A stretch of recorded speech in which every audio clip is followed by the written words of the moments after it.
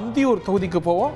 அந்தியூர் தொகுதியில் போட்டியிடக்கூடிய வேட்பாளர்கள் சண்முகவேல் அதிமுக வேட்பாளராக, வெங்கடாசலம் திமுக வேட்பாளராக, செல்வம் அமமுக வேட்பாளராக, குருநாதன் சமத்துவ மக்கள் கட்சி வேட்பாளராக, சரவணன் நாம் தமிழர் வேட்பாளராக களமிறங்கக்கூடிய இந்த தொகுதியில் திமுக 45 முதல் 51% ஆதரவை பதிவு செய்கிறது. நமது கருத்து கணிப்பில் அண்ணா திராவிட முன்னேற்ற கழகம் 40 முதல் 46% ஆதரவையும், மக்கள் நீதி மய்ய கூட்டணி சமக இங்கே 3 முதல் 6% ஆதரவையும், நாம் தமிழர் கட்சியும் அதே போல 3 முதல் 6% ஆதரவையும், அமமுக 2 முதல் 5% ஆதரவையும் அந்தியூர் தொகுதியில் பதிவு செய்கிறாங்க. மற்றவர்கள் 1 முதல் 4% ஆதரவை நமது கருத்து கணிப்பில் பெறுறாங்க. திமுக இங்கே 45 முதல் 51%, அதிமுக 40 முதல் 46%, 3ஆம் இடத்துல சமத்துவ மக்கள் கட்சி மக்கள் நீதி மய்ய கூட்டணி 3 முதல் 6%.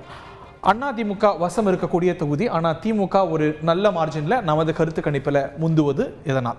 தொகுதிக்குள்ள வேட்பாளர்களிடையே இருக்கக்கூடிய போட்டி, மாற்று கட்சிகளில் இருக்கக்கூடிய வேட்பாளர்களிடையே இருக்கக்கூடிய போட்டியில் திமுக வேட்பாளர் சற்றே இண்டிவிஜுவல் லெவலில் கை ஓங்குது இந்த போட்டியில் அப்படிங்கிறத பார்க்குறோம். அதை விட இன்னொன்று கவனித்தோம் அப்படின்னா காஸ்ட் பேஸ்ட் ஓட்டிங் அப்படின்னு வரும்போது இந்த தொகுதியில் இருக்கக்கூடிய ஒரு சர்டன் கம்யூனிட்டியோடைய பெருவாக்குகளை பெறக்கூடிய ஒரு இது அதிமுக கூட்டணிக்கு இருந்தாலுமே அந்த திமுக வேட்பாளர் அதே சமூகத்தை சார்ந்தவராக இருக்கிறதுனால அவர் பக்கமும் கணிசமான வாக்குகள் போகுது அப்படிங்கிறது அவருக்கு சாதகமாக போகுதுங்கிறது. அந்தியூர் யாருக்கு சாதகமாக இருக்கிறது? திமுகவுக்கு சாதகமாக இருக்கிறது என்கிறது நமது கருத்து கணிப்பு முடிவுகள்.